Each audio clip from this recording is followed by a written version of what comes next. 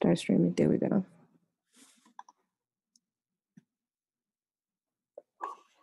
Hey, everybody, and welcome to EduMatch. Thank you so much for joining us. So follow along with us on Twitter with the hashtag EduMatch. So speaking of EduMatch, did you know that you could be the featured person of the day? Check it out under the Get Connected tab. So get connected, and then just hover and you'll see person of the day. So just wanted to thank everybody who joined in EdCamp Voice, and wanted to give a huge shout out to EdChange Global, which will be coming up a little later on this month. So definitely that is going to be a fantastic time. A lot of great learning going on.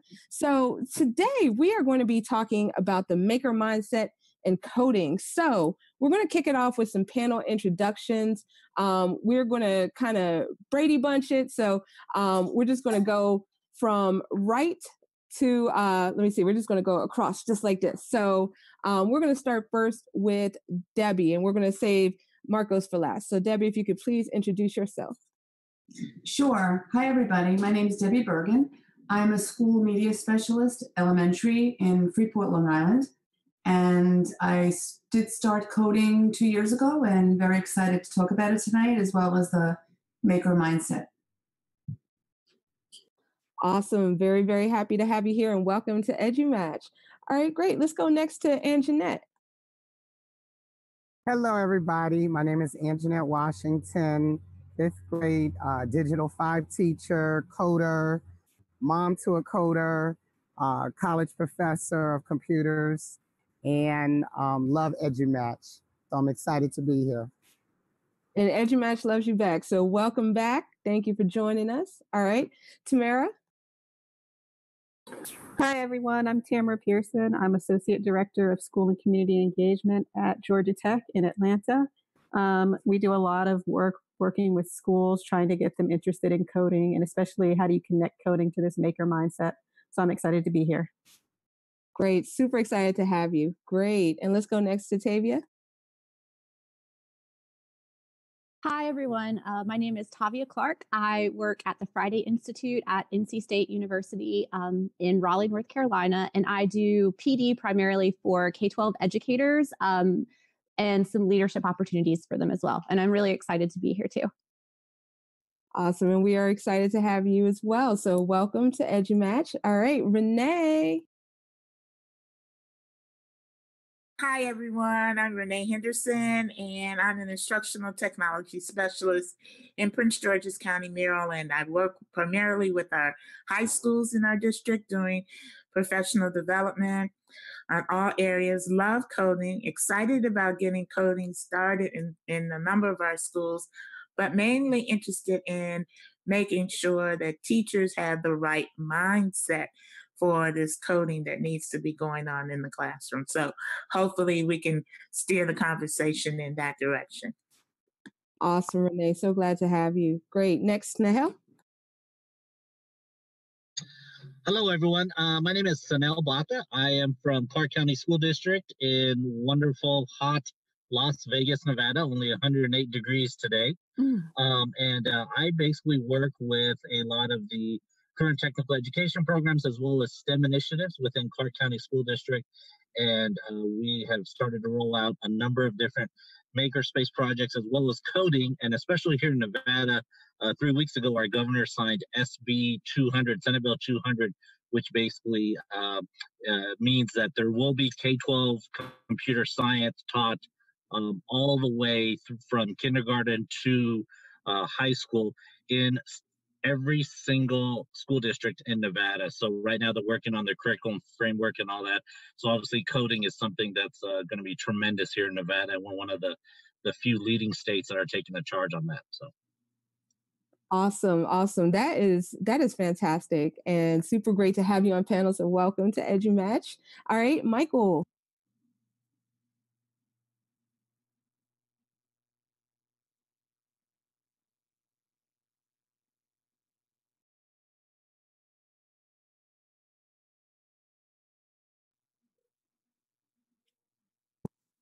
All right, Micheal, we're not getting audio on you. Could you, let me see, it looks like you are unmuted, so not 100% sure why the audio is not coming through.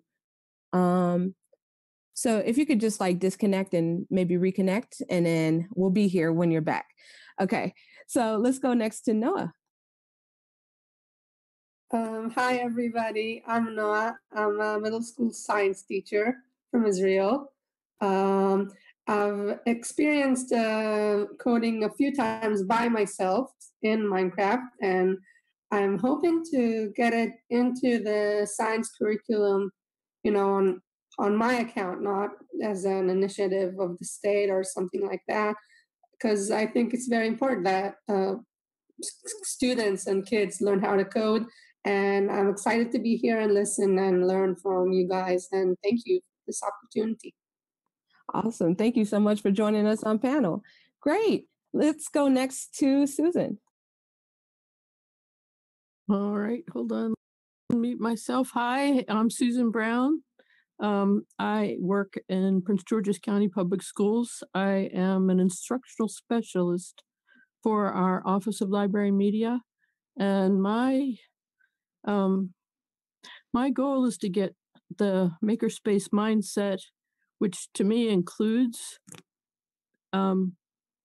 coding, in all of our schools and all of your schools. So anything I can do to help, I know that's a big thing. You guys sound like you've got wonderful things going.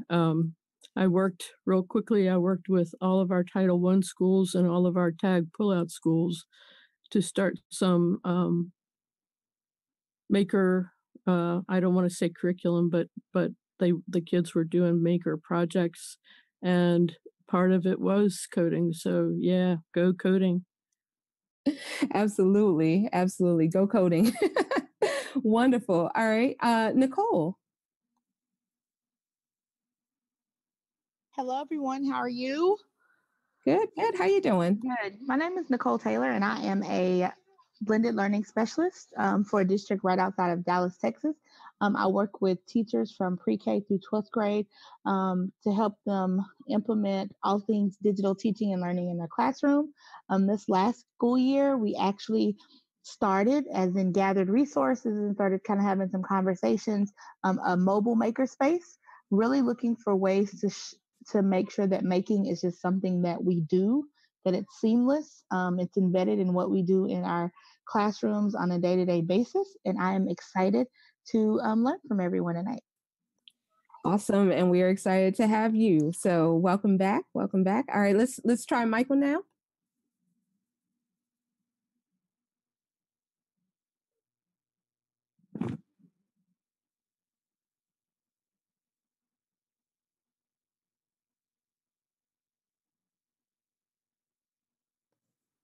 All right, it seems like the sound is still not coming through, Michael. So sorry about that. Maybe could you try to pull out your headphones and see if that might work? You hear me now? Yes. All right, go for it. Oh my God, it was the headphones. Who would have thought? I know, right? That's crazy. God. But if you could just please introduce yourself and tell us a little bit about you. Absolutely. I'm Michael Buste. I am a sixth grade teacher. Well, I will be a sixth grade teacher this year at Knox Gifted Academy in Chandler, Arizona.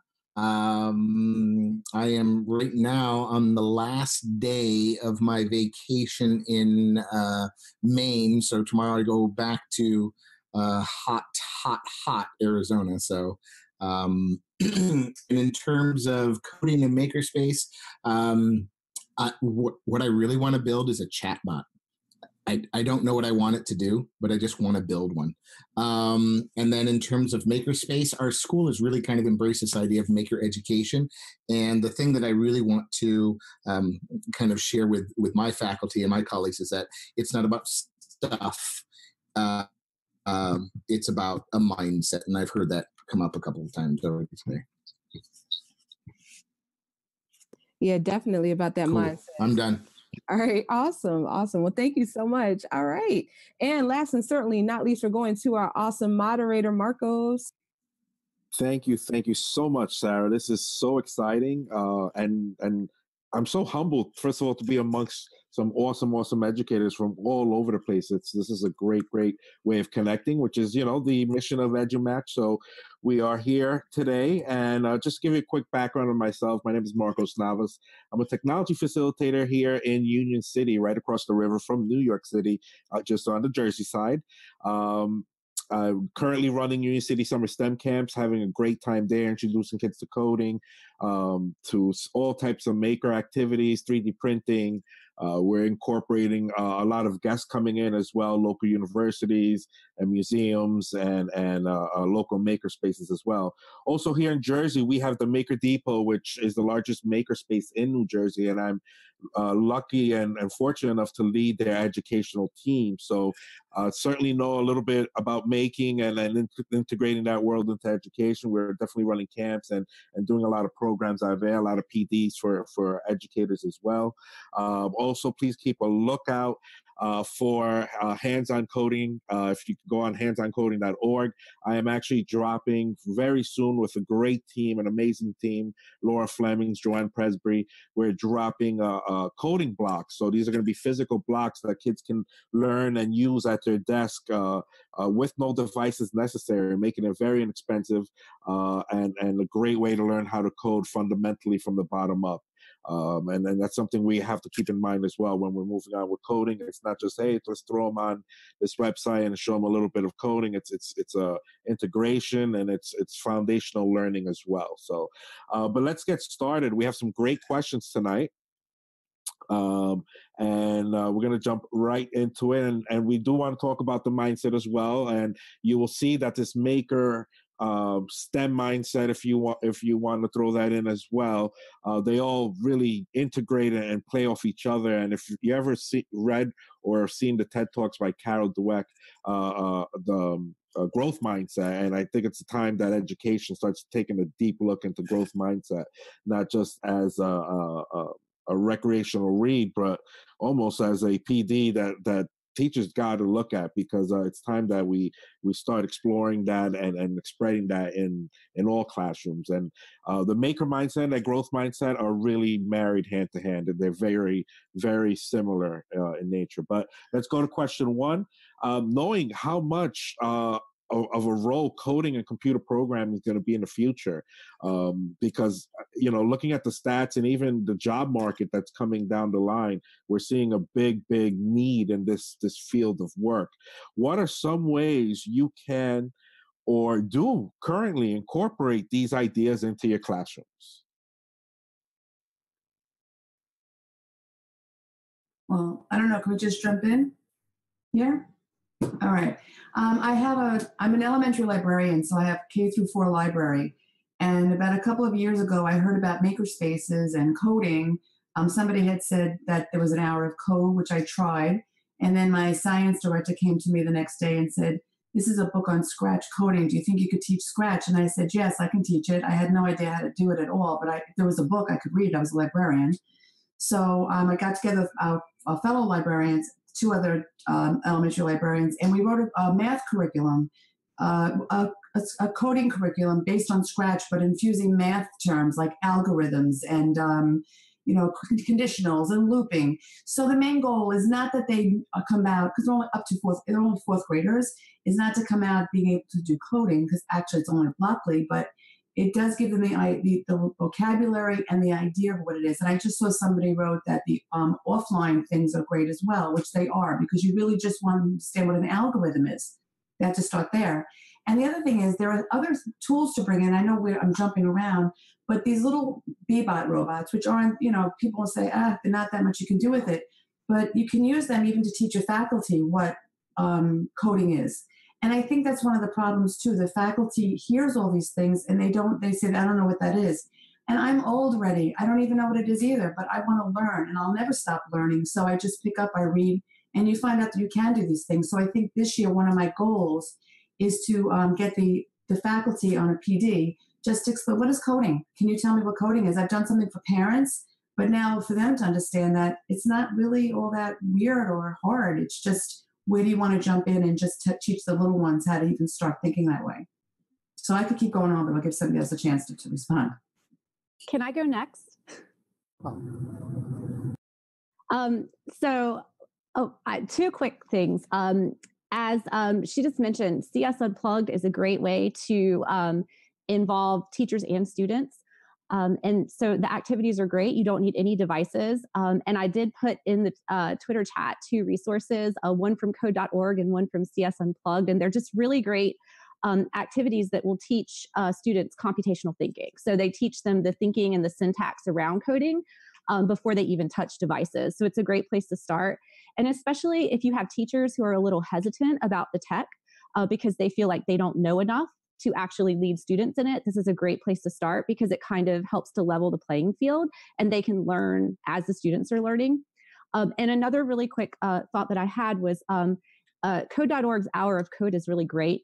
So it's in December. It's a day that people do coding.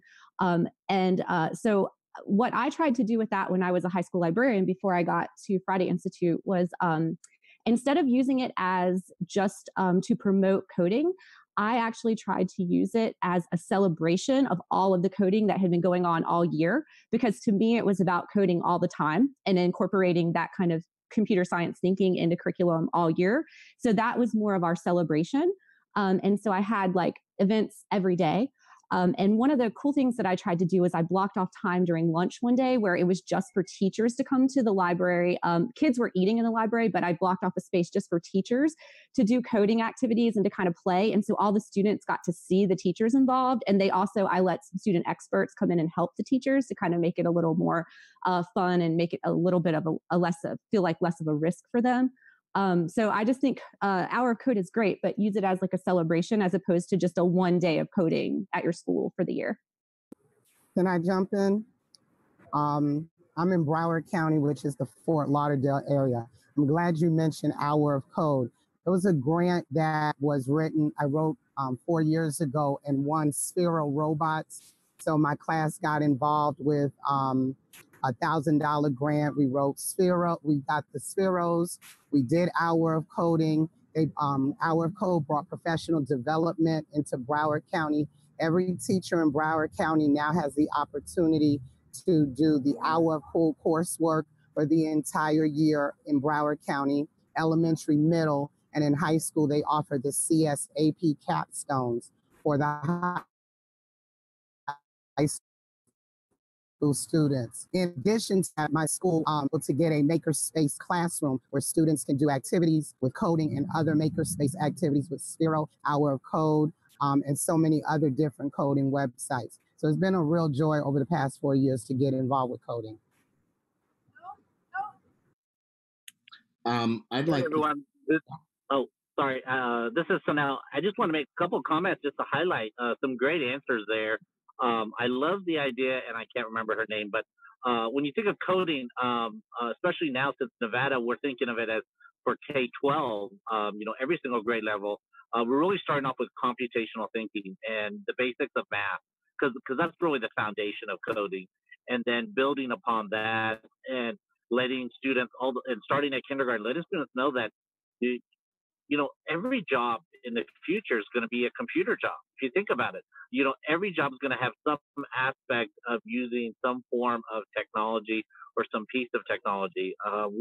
We've seen that, especially here in Nevada in manufacturing. A lot of times you thought manufacturing was assembly line workers, but even though automation is coming into play, and we have Tesla, one of our big manufacturing companies here in Nevada, someone's still got to program those robots. Someone's still got to, tell it what to do. So I think, using robotics and different STEM activities each and every year, and just kind of building from that, because since we're building a framework from all the way, starting from kindergarten all the way through 12th grade, we're trying to be deliberate and making sure that all the activities done at each grade level build off of each other, so that eventually when they get to the high school level, there's going to be a requirement that they be able to, in essence, take and pass a computer science course. It's not going to be an AP computer science course or anything like that, but it's going to be some form of course that basically prepares them. Because I think a lot of times teachers, students, everyone thinks they know technology because of those wonderful handheld devices we all have called cell phones. But really, do we really know how it works? The insides of it, how we're able to do FaceTime and different calls like that. So, but I could go on and on, but I wanted to make those comments. I'm hoping I can jump in. This is Susan. I guess you guys are hearing me. I don't know. So I have been lucky enough to work with a large school district at the admin level and working at getting maker spaces, including the coding part, involved in. Our focus has been fifth grade across the school system. And we have looked at ways to get hands-on learning. And in our system, we have been looking at using paper circuits and e-textiles and building the ability for the fifth graders to either work ahead or get some hands-on experience with the electrical part of their the curriculum in their fifth grade science. But bottom line is what we're doing is working towards having them be able to use some form of Scratch, hopefully with our, we're leading towards Arduino. We're using a lot of good stuff out of SparkFun, and yeah, it's been going really well, and it seems to be building. I have a middle school that's going to go full scale makerspace Fridays, and so on and so forth. So, um, yeah, I don't know how to share. Yeah, well, I'm gonna let let somebody else talk. I'm ready to go here. The couple of things I was thinking of in terms of the question number one is the idea that we as teachers need to be expert coders.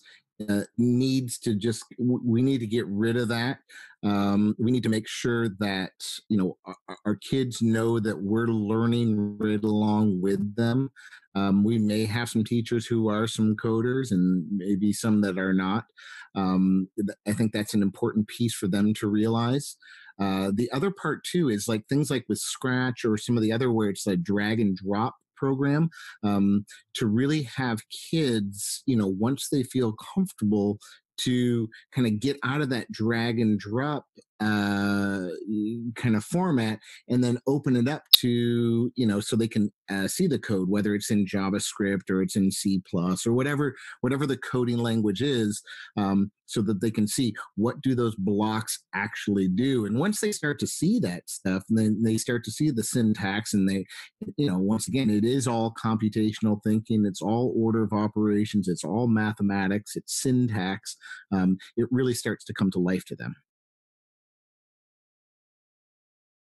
I'm just going to jump in real quick because first of all, some amazing and great answers, and I'm just so happy and excited to see coding just growing and being a huge part of where education is going as well. I love. I'm currently running STEM camps, and I love seeing progression and really tying in coding into just stuff you're doing already in the curriculum. If you're doing word problems, there's ways of bringing in robots and coding to help you do that.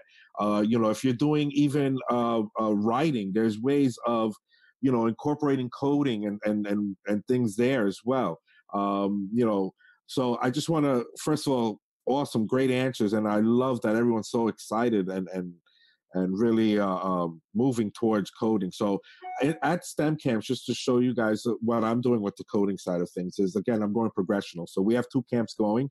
One is for kindergarten to 3rd grade. And at that camp, we have Kinder Lab Robotics, have these awesome little robots for pre-K and kindergarten, and it really gets them introduced to this idea. And it was put together by Marina Burns, who's actually one of the founders of Scratch, and Scratch Junior, I believe. I'm sorry, and then I know she's part of a university as well, but it's one of her products, and it's amazing. We are also doing Scratch Junior at that younger age, and kids jump all over it, and we're able to incorporate a lot of language arts into coding, where now we're doing digital story making through Scratch Junior. And the kids seem to love that, and it's a big hit. One of the other things I want to highlight in that smaller little camp that we have going here in our district are Ozobot robots. I'm not sure if anyone's familiar with Ozobots. They are small little robots, very inexpensive. I mean, inexpensive and, in the real world sense. But they run off line patterns and with colors. So it's a great way to introduce colors, great way to introduce, tinkering and thinking and and trying to solve problems. And what if the line doesn't work? How do you go back and solve that?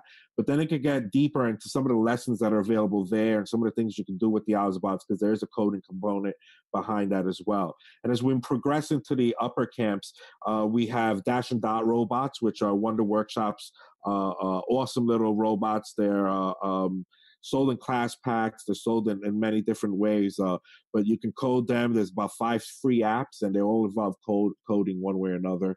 I also love bringing in drones and not just flying them around for the heck of it, but actually integrating it with algebra and coordinates and being able to move a drone from here to there and figuring out the coding behind that. I like using Parrot mini drones and using Tickle to operate those, which makes it very open and wide for everyone to use. So I just want to give you guys a little idea of where I go with the coding world. And of course, hands-on coding, or I'm using those at camp as well, just to introduce kids to the coding world. So are we ready for question 2? This is so exciting. I mean, the energy is great. I love the answer. So let's keep them coming. So question 2, how do you use your classroom makerspace to foster innovation and creativity with your students? Because at the end of the day, it's all about the teacher and what they develop and how they're able to put the student in the center of the classroom. So how do you use your classroom makerspace to foster innovation and creativity? What are some things? I want to jump in right now since you run in the teachers. There's a twofold thing here. We've shared some wonderful things that are available for students, but I really wanted to get a little bit about what are we doing to help support the teachers. I agree with you. They don't have to be coders, but as many school districts like Nevada are saying, computer science, K through 12, other districts are saying the same thing, but we have a lot of teachers out there that are fearful of that. So code.org offers awesome free training in computer science. And if you go to their website and look under resources, you can see a map that gives you a listing of where the trainings are located. You can even request as a district or just as a school, if you have a number of teachers, for them to come in and do the training. And once again, the good thing about it is it's free. They do many of the activities. There's 2 sections of it. There's the elementary section, and then there's secondary. So you can even split your teachers up into groups. So I think we need to think of many of the resources that are available to support our teachers, because they can easily go on and I love all the things you said you were using. Ozobot, I've used those. But those are the things that the kids can immediately see and get involved in.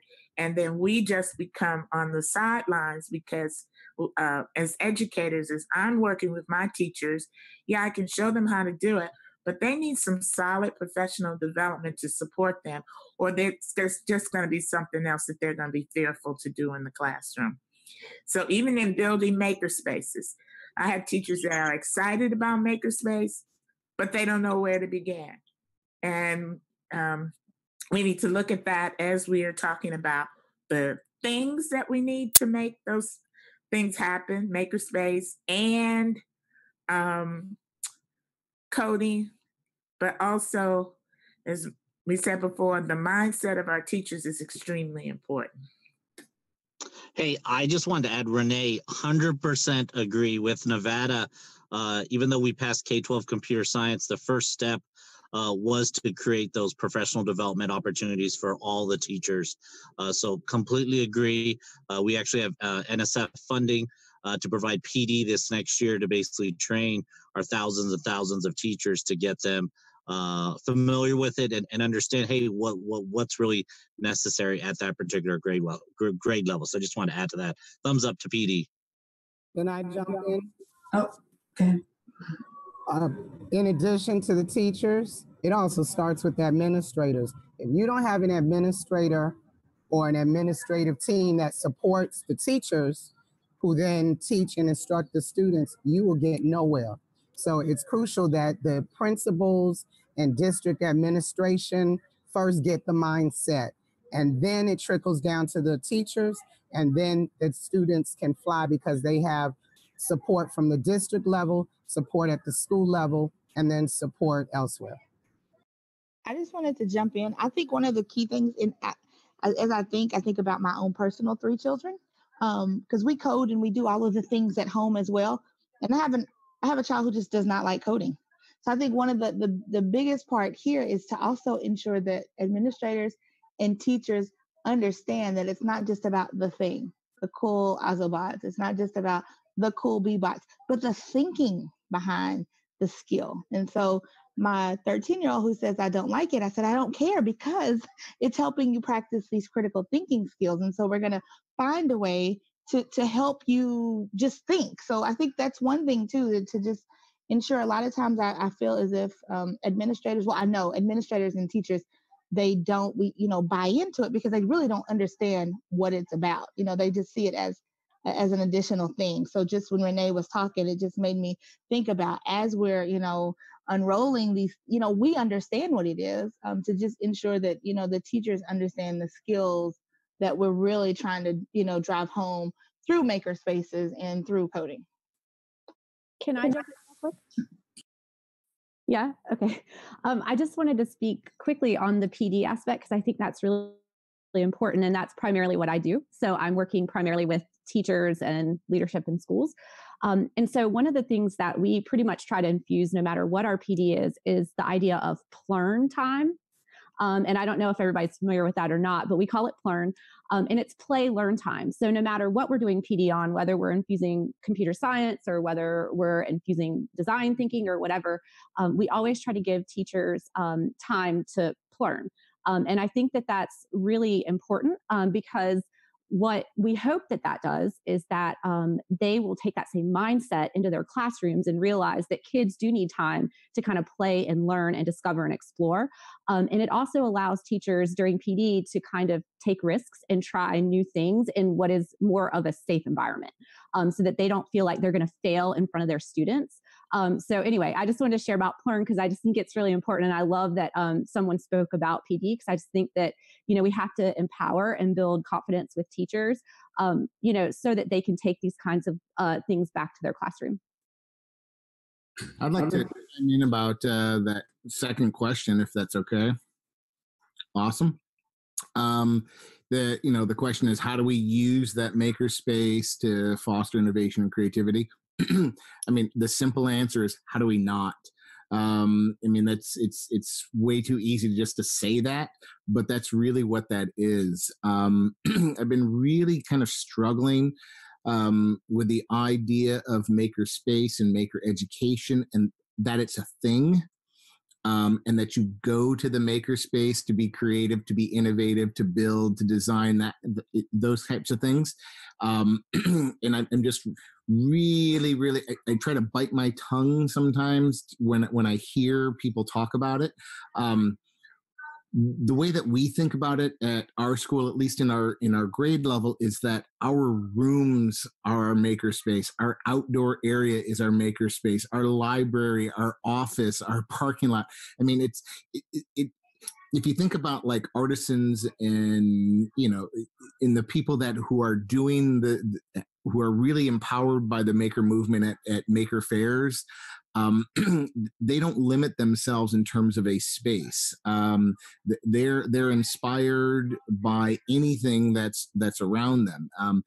Granted that my school has had the luxury of having lots of tools and lots of resources, and it's just, but you take all that away, it doesn't really matter. It's like, okay, what do you want to do?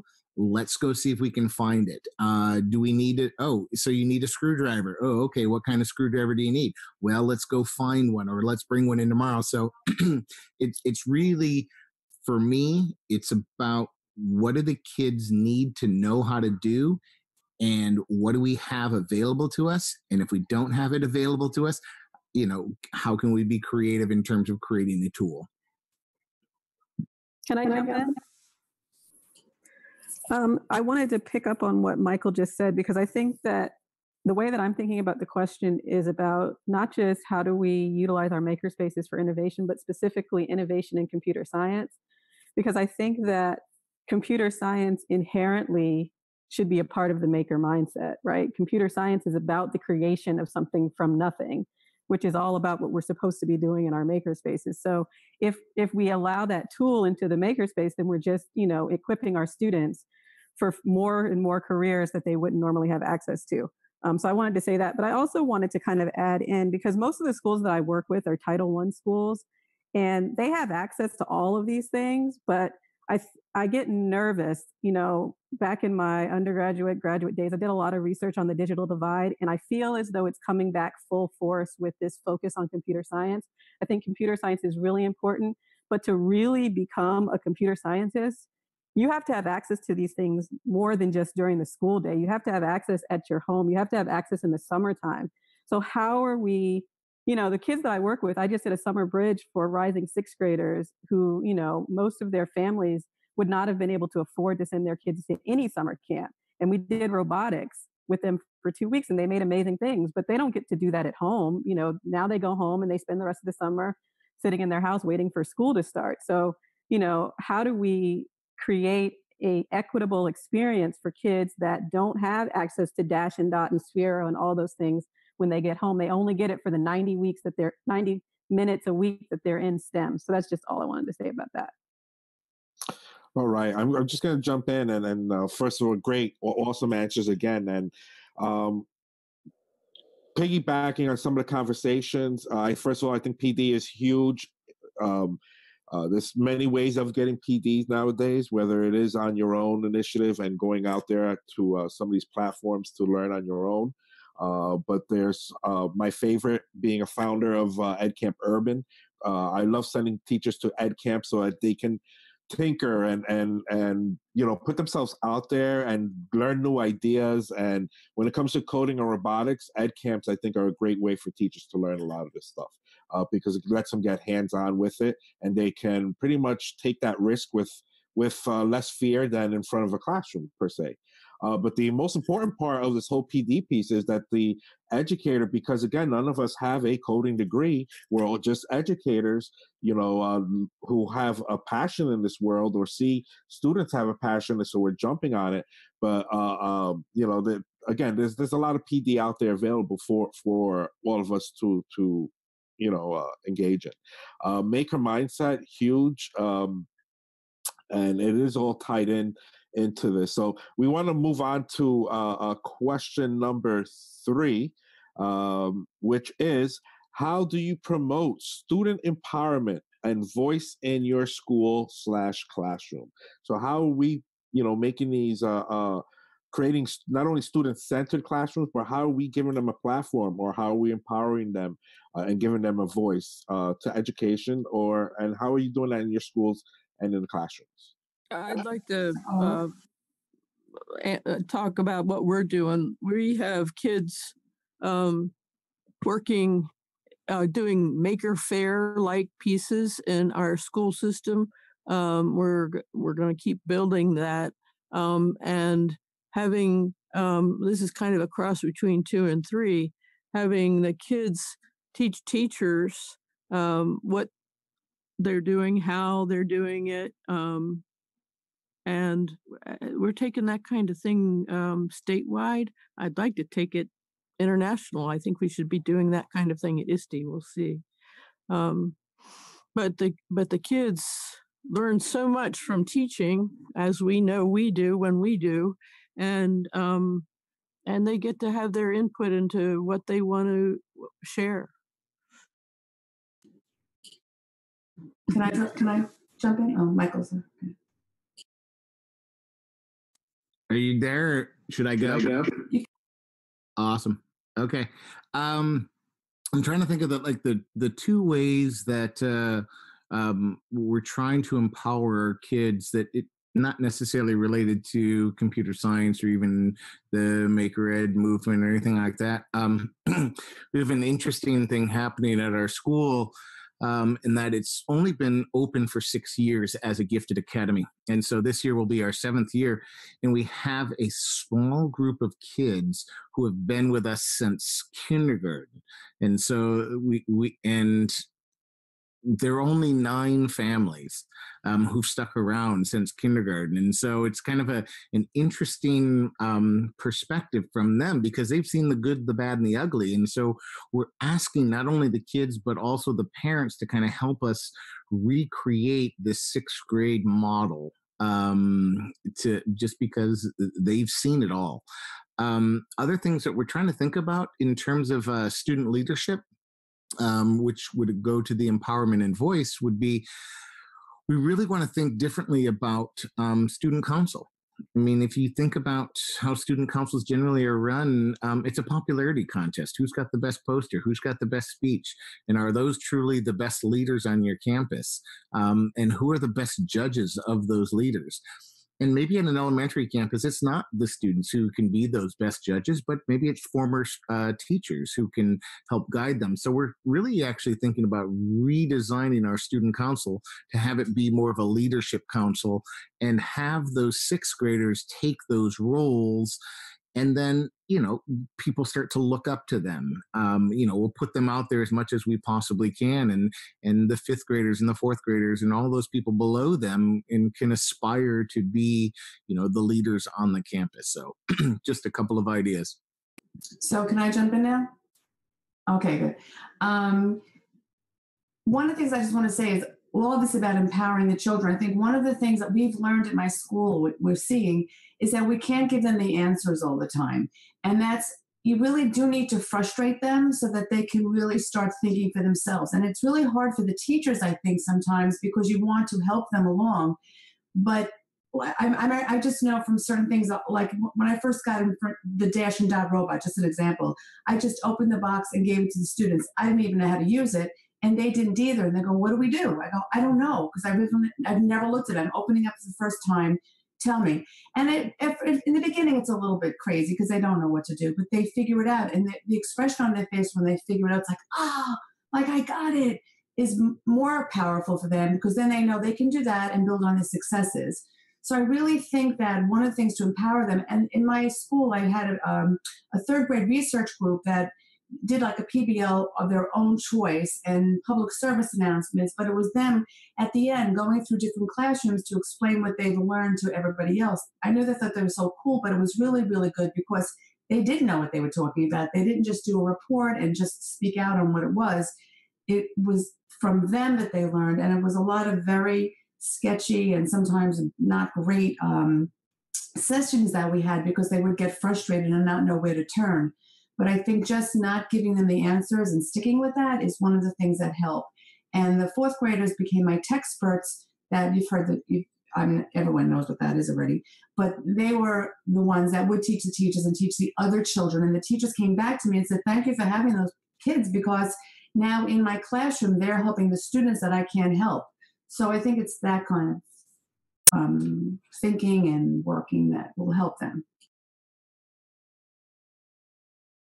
I'll add something. For me, when I work with schools, it starts with the administration, because if you have a school where the teachers don't feel empowered and the teachers don't feel like they have a voice, then that's not going to happen in the classrooms either, right? So the principal has to first agree that we're going to change the culture of the school, not just when we're doing coding, not just when we're in the makerspace, but we're going to change the entire culture of the school, where everything that we do is student-centered. So that's the way that I look at it, is helping the principal to let go a little bit and trust that the teachers are going to do what they're supposed to be doing, and the standards are going to get met, and that we're going to do this in a way that's empowering to students. I can't agree more. I think the admin side of thing is huge, and it all trickles off their energy. They play a huge part of that.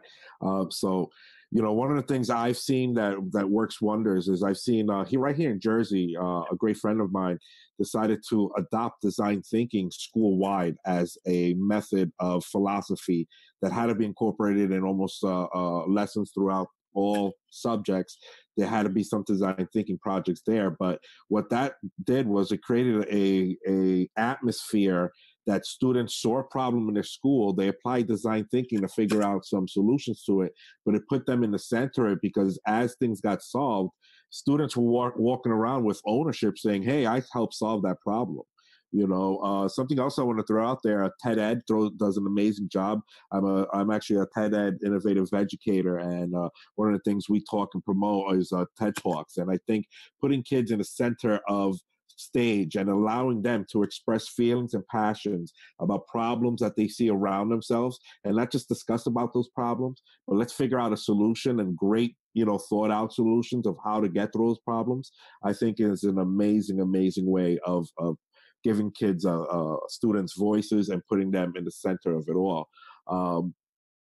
Also, app-wise that you can use tomorrow, Flipgrid. I'm a Flipgrid ambassador. I love using Flipgrid because, again, it gives them a voice in the classroom, throwing a question up there and allowing them to voice their opinion on their terms, in their world, and that's video chatting and things like that. Also, one quick thing, I love the idea of, and we're doing this at STEM Camp. Currently in STEM Camp, we have 3 classes, STEM 1, 2, and 3. And what we have is an integration of these camps. So what I have is some of our students are actually teachers at camps. So all our STEM 3 kids trickle down in a rotating schedule. They're in classrooms assistant teachers in STEM 1 and 2, twice a period a day, and then 1 period they're in classroom tinkering on their own project. But what they're doing is not only assistant teachers, some of them are stepping up and teaching.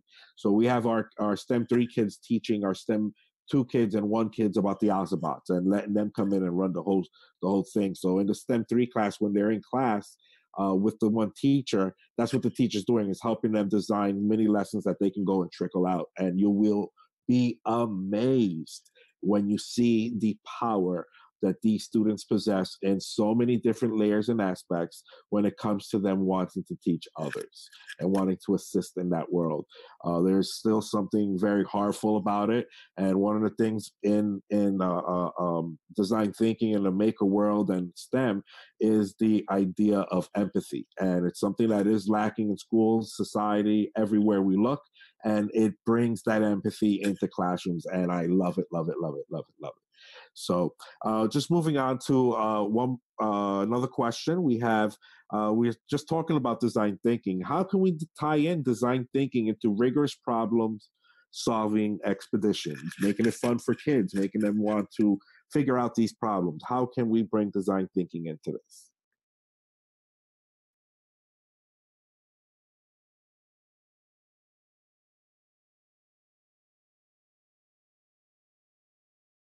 Anybody want to jump in? I'll give it a try. I think it's hard. I'm working with a school right now that's trying to shift from the engineering design process to design thinking. And even as they're planning out their curriculum, they're struggling because, as you said, with design thinking, it starts with that empathy, right? And it's not about the thing, right? It's about the person or the client or the situation. And so I think that that's really hard when you have lots of really cool toys that you want to play with and use, to say, well, it's not about that thing over there. It's about who's this person, what does this person need, and what is the best tool or the best idea to meet the needs of this person. So I don't think that I gave a good answer, but I think it's hard. Well, then doesn't that also kind of, if you think about the way that schools or districts or even just nationally, you're trying to create curriculum without your client sitting right there with you having the conversation about what is important for them, and it's tough when you're within a district or a school or just in a system where here are your standards, here's what you need to do, here's the test at the end of the quarter, and it's taken out the empathy part of it, and I think it's where we've got a panel right here to say enough's enough. We've got to get the stakeholders as be part of the meeting to help design those curriculum. That's all I got. And I got to go to dinner. So we'll talk to you later. Thanks for joining us, Micheal. Can I jump in real quick? So I work in North Carolina, which everybody knows is heavily focused on state testing. You guys read the news, so you know. And I find that when I do PD, like one of the hardest things with teachers is, especially with things like design thinking, is just the control, because it's hard for them to give up the control, because the light at the end of the tunnel for them is so focused on that summative assessment. And so I think, I don't have the answer for the best way to do this, but I know that I think we just have to continue to encourage them to give students time and space and freedom to do investigative learning. And so things like 20% time in Genius Hour are kind of a great way to start. They're super accessible.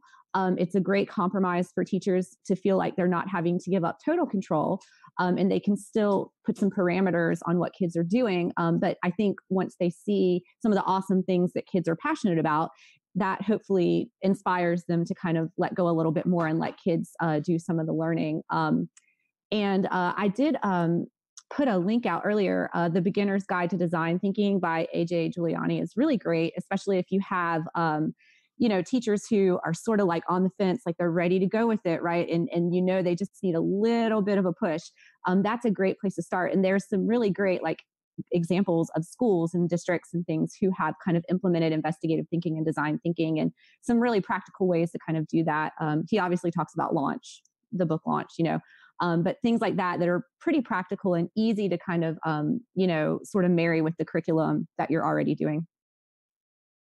Tavia, I just want to piggyback off what you said, because I think control is a really, really big, one of the big roadblocks when it comes to design thinking, is because, and I think it stems a little bit deeper than we think.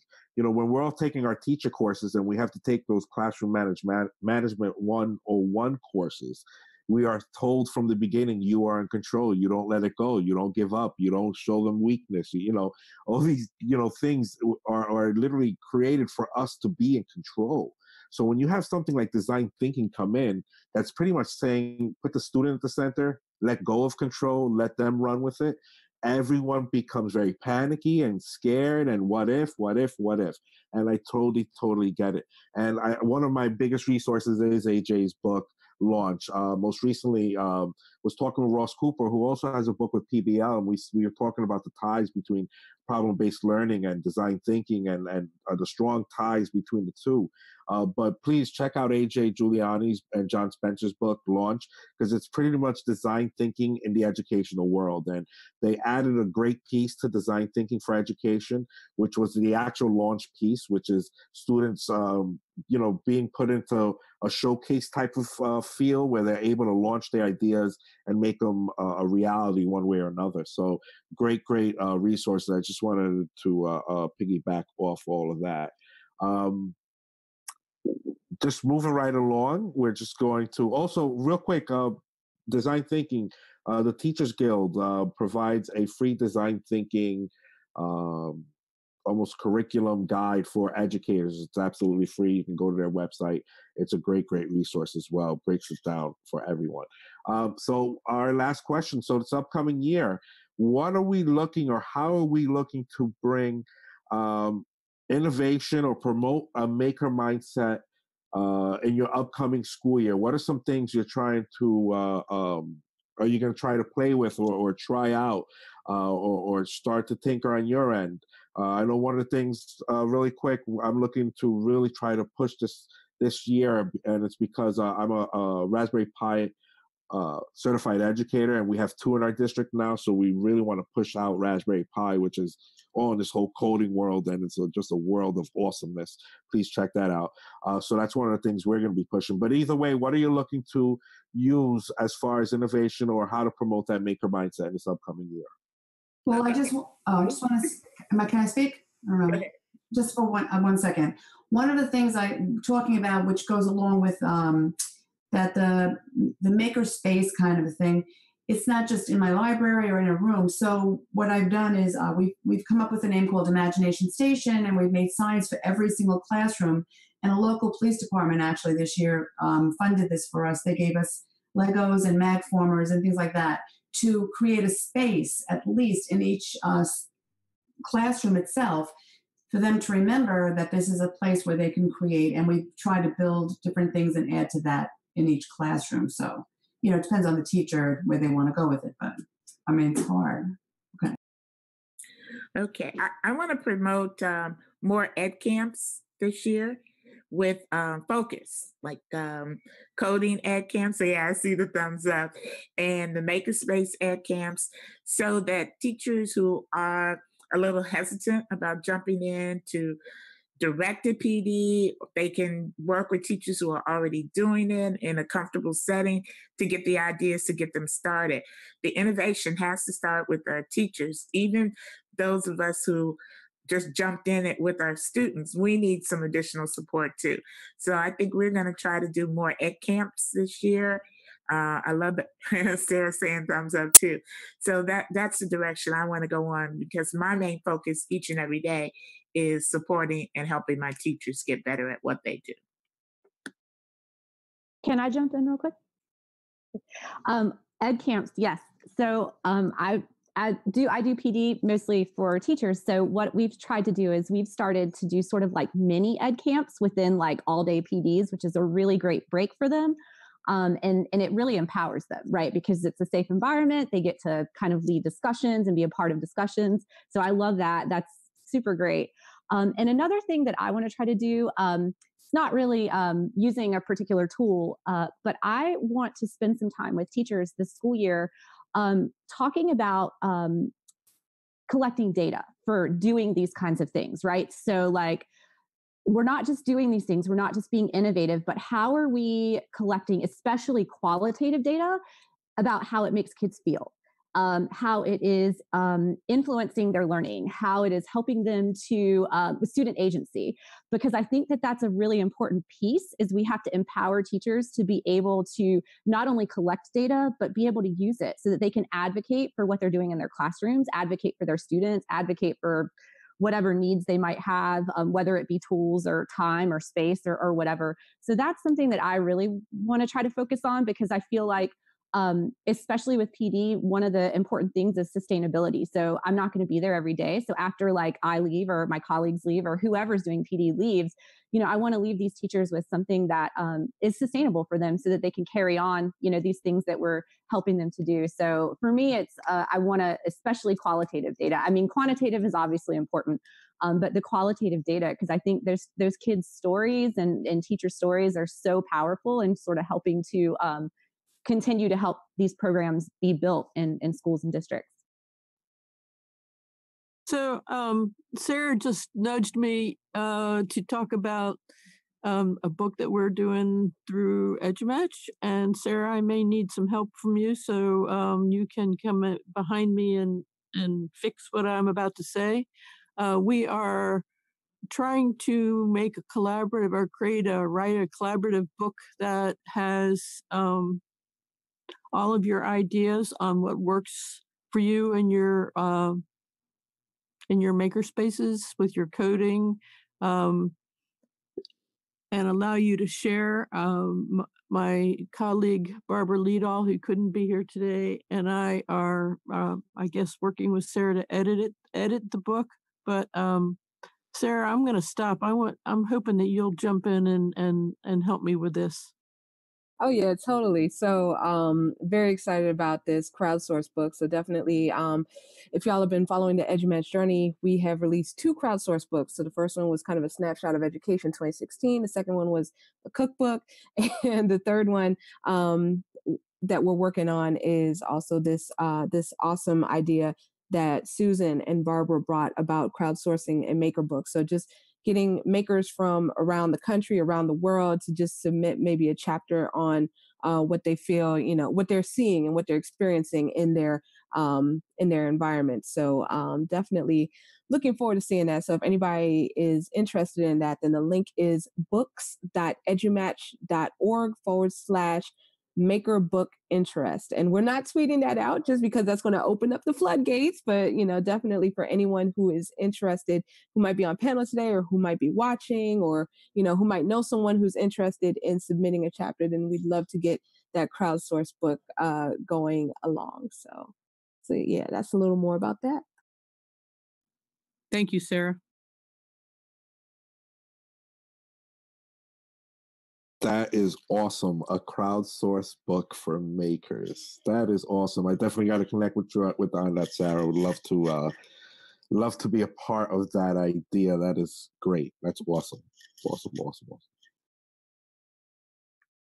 I want to piggyback on what Tavia was saying about data collection. And if anybody knows of somebody already doing this, please put it in the chat or on Twitter. I'm really interested in people that are starting to collect longitudinal data on the impact that this focus on coding and computer science is really having on sustained student interest in computer science. Because I feel like, we're seeing a lot of excited kids that are becoming aware and that are having really cool experiences, but how much of that is translating into long-term, infiltration into the computer science world, beyond K-12. So that's one thing that I'm really interested in this year, is starting to collect data, quantitative, qualitative, it doesn't really matter, but just kind of long-term looking at kids in their interest, and what are the experiences that they're having that are leading to that long-term sustained interest, whether that's experiences in their classroom or at home or in the summer or anything. So that's one thing. The other thing is piggybacking on what Marcos was talking about in terms of robotics. I'm really interested in looking at the use of robotics in the core curriculum and how we can help our core teachers to think about utilization of computer science in their classrooms. Because in the real world, computer science does not exist outside of some other content area. So people are creating things for some industry. So we need to help our core teachers understand how can we bring computer science into their classrooms as just another tool, just like a piece of paper and a pencil. Right. Yes. Absolutely.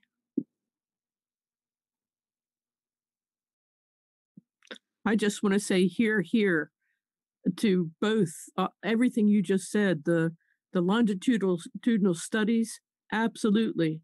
The what was the other thing you just said? The cross-curricular use of coding, and yeah, thank you. That was awesome.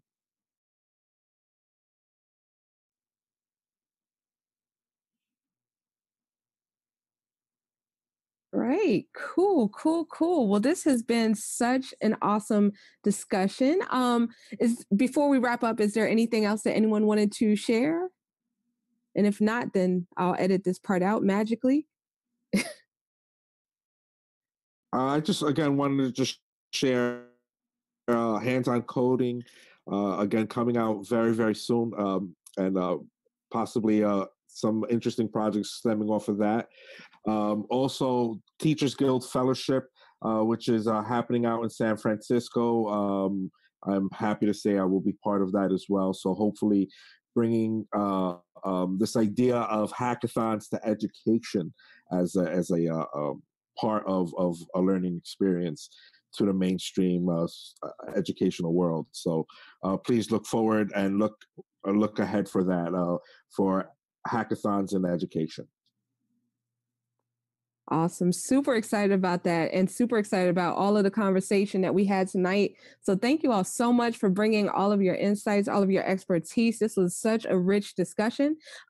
Just wanted to reiterate that that Susan and Barbara Lidahl are going to be crowdsourcing a book. So definitely check that out, books.edumatch.org/maker book interest. In addition, the audio from this podcast will be available on iTunes, on Stitcher, and anywhere else that you get your podcast. So check that out.